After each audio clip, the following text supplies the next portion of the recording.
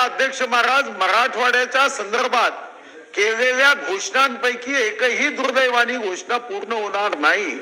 निजामाच्या तावडीतून तर सुटलो, पण अधिकाऱ्यांच्या तावडीत सापडलो असं दुःख कोणाच्याही वाट्याला येता कामा नये.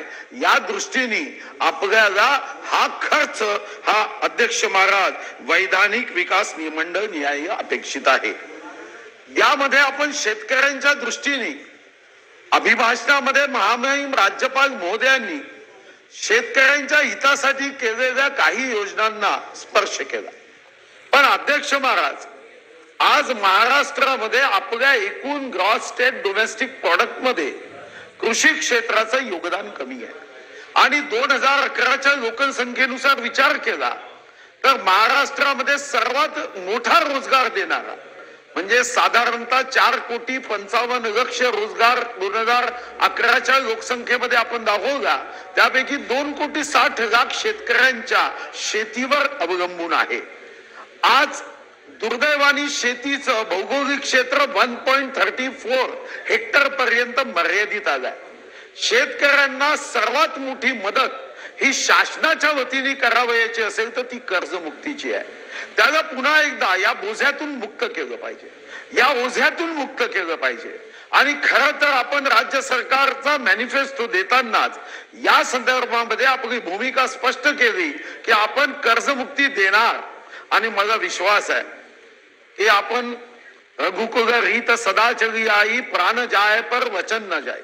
निवडणुकीच्या अगोदर जे आश्वासन आपण दिलं, हा प्रभू रामाचा जर देश आहे तर निश्चितपणे राजा हरिश्चंद्राच्या मार्गाने काहीही त्रास झाला तर चालेल, आपल्या अंगावरचे कपडे उतरले तरी चालेल, पण आपल्याला कर्जमुक्ती ही गरजेची आहे. आणि 10 तारखेच्या अधिवेशनामध्ये ही कर्जमुक्तीची घोषणा निश्चितपणे होईल, हा माझी अपेक्षा आहे.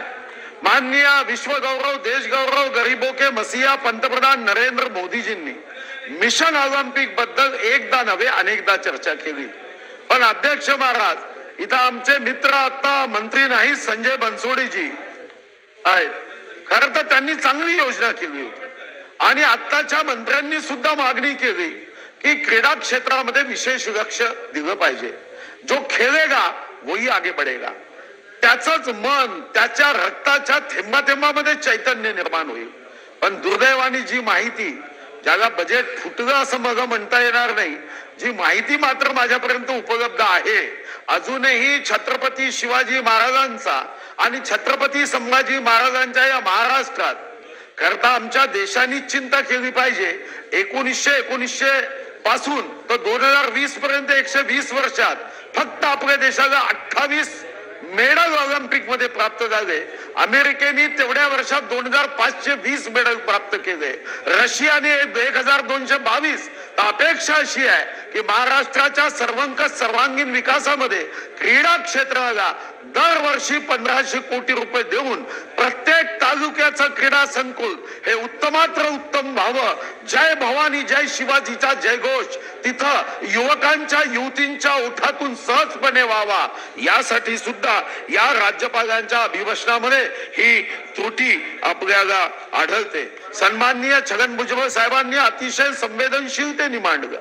कुठे आहे आमचा महाराष्ट्र, जिथं छत्रपती शिवाजी महाराजांनी आपल्या मामाला सोडलं नाही. महिलांकडे, स्त्रीकडे काय दृष्टिकोन असावा.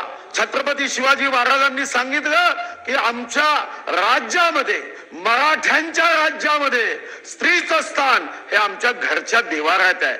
पण दुर्दैवाने आज काही लोक छत्रपती शिवाजी महाराजांच्या या म्हणण्याला खोटं ठरवू पाहत आहे. अशा प्रसंगात आपल्या राज्यामध्ये 45,000 होमगार्ड्स आहे, यांनाही काम नाही आहे, तेही 180 दिवसाचं काम मागताय. मला असं व्यक्तिगत सूचना करायची आहे की या होमगार्डला काम देत बस स्टँड असेल किंवा अशा सार्वजनिक स्थानी जिथं पोलीस बंदोबस्त देता येत नाही, पोलिसांची व्यवस्था करता येत नाही, इथं होमगार्ड देण्याची आवश्यकता निश्चितपणे आहे. केंद्राचं बजेट आपण ऐकतो, केंद्राच्या बजेटमध्ये आपण प्रतिक्रिया देतो, पण तो फक्त काही क्षणाचा, काही तासाचा तो एक आमचा दरवर्षीचा एक कार्यक्रम असतो.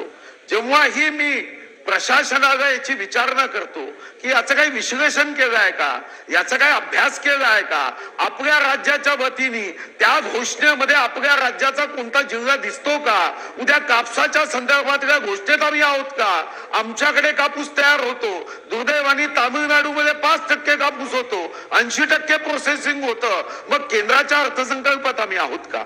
तर कमीत